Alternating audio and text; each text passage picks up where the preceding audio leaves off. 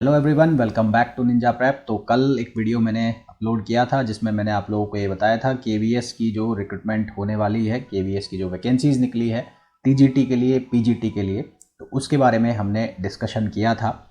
हमने बात की थी कि जो पीजीटी फिजिक्स है उसके अंदर कितनी सीट्स है, क्या एग्ज़ाम का पैटर्न रहेगा और क्या सिलेबस रहेगा। तो आज का जो वीडियो है इसके अंदर मैं बात करने वाला हूँ कि जो 2017 के अंदर पेपर हुआ था पीजीटी फिजिक्स का, उसके अंदर किस पोर्शन से कितने क्वेश्चन आए थे, यानी कि कौन सा जो सेक्शन था वो ज़्यादा इम्पॉर्टेंट था, कौन सा सेक्शन कम इम्पॉर्टेंट था, यानी कि क्या आपको ज़्यादा पढ़ना चाहिए, क्या आपको कम पढ़ना चाहिए। कुल मिलाकर हम 2017 का जो केवीएस का पीजीटी फिजिक्स का पेपर था उसका पंचनामा करेंगे। तो वीडियो को कंटिन्यू करें उसके पहले यदि आप लोगों ने अब तक चैनल को सब्सक्राइब नहीं किया है, प्लीज़ चैनल को सब्सक्राइब कर लीजिए, वीडियो को लाइक कर लीजिए और शेयर कर लीजिए। और लाइक तो प्लीज़ कम से कम कर ही लीजिए सब लोग जो भी इसको देख रहे हैं, चाहे आपका काम का है चाहे नहीं है, क्योंकि अगर आप लाइक करेंगे तो ये सर्चेज़ में आएगा, सर्चेज़ में आएगा तो ये उन लोगों तक पहुँच जाएगा जो कि तैयारी कर रहे हैं केवीएस पीजीटी फिजिक्स के लिए, है ना। और ऊपर आपको एक टेलीग्राम चैनल का लिंक दिखेगा जो कि मैंने बनाया है पीजीटी फिजिक्स के लिए। तो जो भी लोग पीजीटी फिजिक्स की तैयारी करने वाले हैं या कर रहे हैं तो वो जो टेलीग्राम चैनल है उसको ज्वाइन कर सकते हैं डेली अपडेट्स के लिए। और डेली अपडेट्स के लिए आप बेल आइकन जो है उसको भी प्रेस कर सकते हैं। तो चलिए स्टार्ट करते हैं। तो सबसे पहले अगर मैं आपको पेपर दिखाऊं तो पेपर तो आपको वेबसाइट पर, आप गूगल पर जब सर्च करेंगे केवीएस पीजीटी फिजिक्स 2017 पेपर तो मिल जाएगा आराम से। फिर भी मैं आपको दिखा देता हूँ एक बार। तो ये पेपर था। पेपर के जो क्वेश्चंस हैं वो न्यूमेरिकल क्वेश्चंस हैं और इतने आसान भी क्वेश्चन नहीं है कि आप इनके अंदर वैल्यू पुट करेंगे और आंसर निकल जाएगा। तो ठीक ठाक लेवल का पेपर था, यानी कि मेहनत चाहिए थी। ऐसा नहीं है कि आपने फार्मूला बेस्ड काम किया हुआ है और आपका ये पेपर सॉल्व हो जाएगा। तो ठीक ठाक ये मेहनत मांगता है, यानी कि अगर हम ये प्रेडिक्ट करके चलें कि आज से 4 महीने के बाद भी एग्ज़ाम है तो आपको पेन कॉपी के ऊपर पेन तो चलाना ही पड़ेगा। आप लेट कर बैठ कर फॉर्मूले रट कर थ्योरी पढ़कर पेपर नहीं निकाल सकते। इस पेपर में साफ साफ दिख रहा है कि बहुत सारे न्यूमेरिकल्स इसके अंदर आए हुए हैं। ठीक है, चलिए अब मैं आपको ये बता देता हूँ कि किस सेक्शन से कितने क्वेश्चन आए थे जिससे कि आपका इंतज़ार खत्म हो। तो यहाँ पर आपको एक मिनट रुकिए।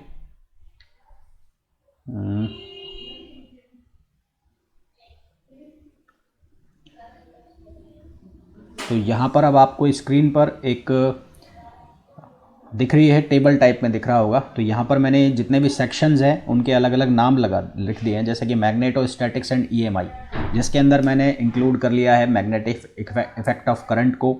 उसके अलावा मैग्नेटिक जो प्रॉपर्टीज़ ऑफ मैटर है और ईएमआई सबको कंसीडर कर लिया। तो जब मैं इस पेपर को देखता हूँ और इस पेपर में टोटल क्वेश्चंस देखता हूँ magnetic effect of current, magnetic जो मैग्नेटिक इफेक्ट ऑफ मैटर और ईएमआई के, तो टोटल जो क्वेश्चंस थे वो 9 क्वेश्चन थे। और 9 जो ये क्वेश्चन थे ये इनमें थ्योरेटिकल क्वेश्चन तो मेरे को कहीं भी नहीं दिखे। ये सारे के सारे न्यूमेरिकल क्वेश्चन थे और ठीक ठाक न्यूमेरिकल थे, यानी कि आपको कॉन्सेप्ट वाइज जो है न्यूमेरिकल सॉल्व करने थे। सीधा फॉर्मूला लगाने वाले जो क्वेश्चन होंगे वो 1-2 क्वेश्चन होंगे। इसी तरह से मॉडर्न फिजिक्स की जब मैं बात करता हूँ तो मॉडर्न फिजिक्स में भी मेरे को 8 क्वेश्चन देखने को मिले, जिसमें ज़्यादातर जो क्वेश्चंस मेरे को देखने को मिले वो मिले थे बोहर्स मॉडल वाले, और जो ये अपने एक्सरेज वाले हैं ये क्वेश्चन ज़्यादा देखने को मिले। करंट इलेक्ट्रिसिटी और ऑल्टरनेटिंग करंट की बात करूँ तो ऑल्टरनेटिंग करंट के अंदर जो क्वेश्चंस देखने को मिले वो मेरे को 2 से 3 क्वेश्चन, बाकी सारे जो क्वेश्चंस हैं वो करंट इलेक्ट्रिसिटी से थे, वो सर्किट वाले क्वेश्चन थे। तो यहाँ से भी 8 क्वेश्चन थे।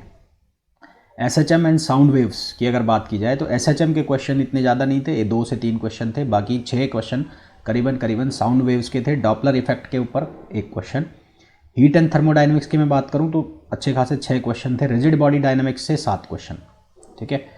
और फिर हम बात करें एनएलएम से 5 question. Work power energy and collision 5 question.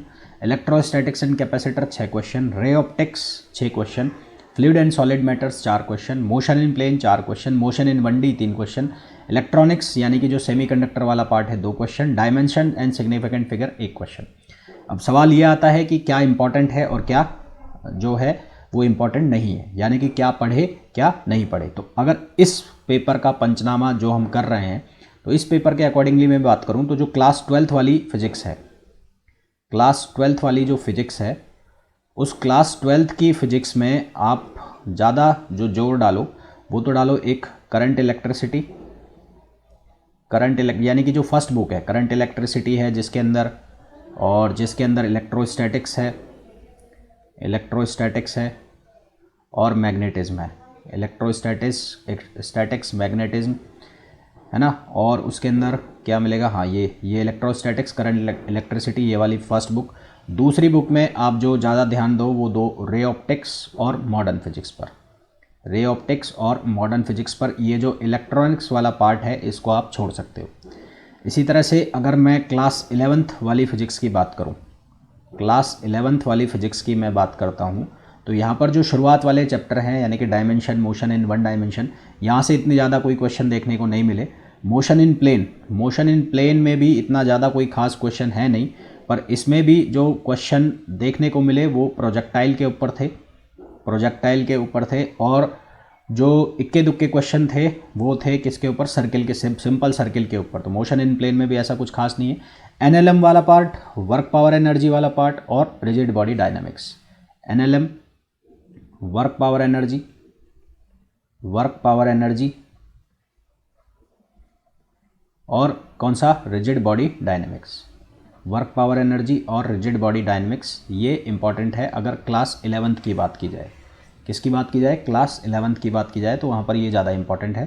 Fluid and solid matters, यहाँ से 3-4 क्वेश्चन आते हैं, उसके चक्कर में बहुत ज़्यादा इतना पढ़ा जाए तो मेरे समझ में वो शुरुआती लेवल पे तो ठीक नहीं है।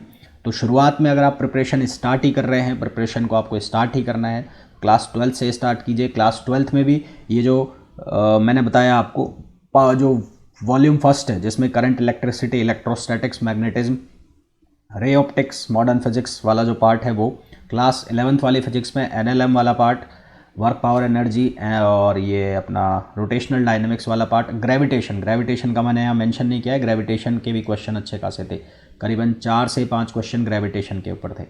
तो ग्रेविटेशन वाला जो पार्ट है वो ये इम्पॉर्टेंट जो है मेरे समझ में, ये इम्पॉर्टेंट है आपके लिए अगर आप फिजिक्स की प्रिपरेशन कर रहे हैं। तो ये 2017 का जो पेपर है उसके बेस पर है।